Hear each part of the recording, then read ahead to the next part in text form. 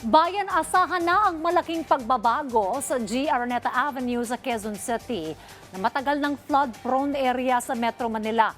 Matapos isa-ilalim sa rehabilitation ang drainage system sa lugar. Personal na sinuri ni Pangulong Ferdinand R. Marcos Jr. ang proyekto na bahagi ng kanyang programa para sa pangmatagalang solusyon sa baha. Yan ang ulat ni Kenneth Pasyente. Mula sa ganitong lagay ng drainage nito lamang Mayo, ito na ang bagong ayos na G. Araneta Drainage System sa Barangay Tatalon sa Quezon City na ininspeksyon ni Pangulong Ferdinand R. Marcos Jr. Batid ng Pangulo ang malubhang pagbaha sa lugar kaya ito anya ang tinutukan ng pamahalaan. Ang ginawa natin ay naglagay tayo ng malalaking drainage.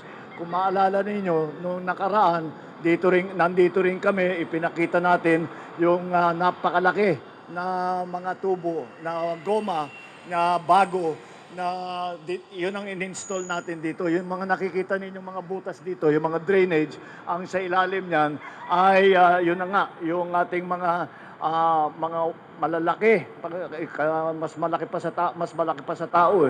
Yung malalaki na tubo na dinagay natin para makapag-drain na mabilis at hindi na magbaha dito. Nakipag-usap din ang Pangulo sa ilang residente at ikinatuwa niya na kahit paano ay bumuti naman ang lagay ng kanilang lugar tuwing may sama ng panahon. Kwento kasi anya ng ilan sa nakausap niya na matinding pinsala sa mga kagamitan ang iniiwan ng baha sa lugar at ang ilan ay apektado rin ng hanap buhay. Ngayon pa lang nararamdaman na raw nila na hindi na tumataas yung tubig at kapag may tubig na umiipon dito, ay mabilis naman mawala. Hindi kagaya ng dati na ora-orada bago sila makapasok dito sa kanilang mga lugar.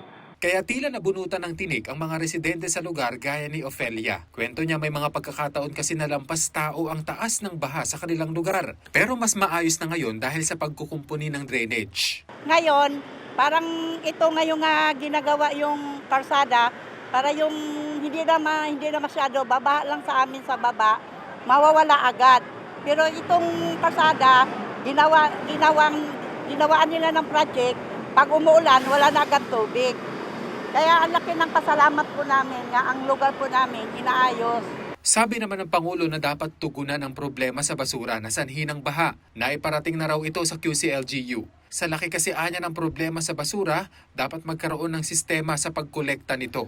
Tiniyak naman ng Pangulo na simula pa lamang ito sa mga hakbang ng pamahalaan ukol sa pagtugon sa baha. At ito ay dito pa lang ito, sa one half pa lang ito, kalahati pa lang ito. Gagawin din natin yan dun sa kabila para talagang mabilis ang takbo ng tubig, mabilis ang paglabas ng tubig at hindi na mababaha dito sa G. Araneta Avenue dito sa Tatalon. Kenneth Pasyente para sa Bayan.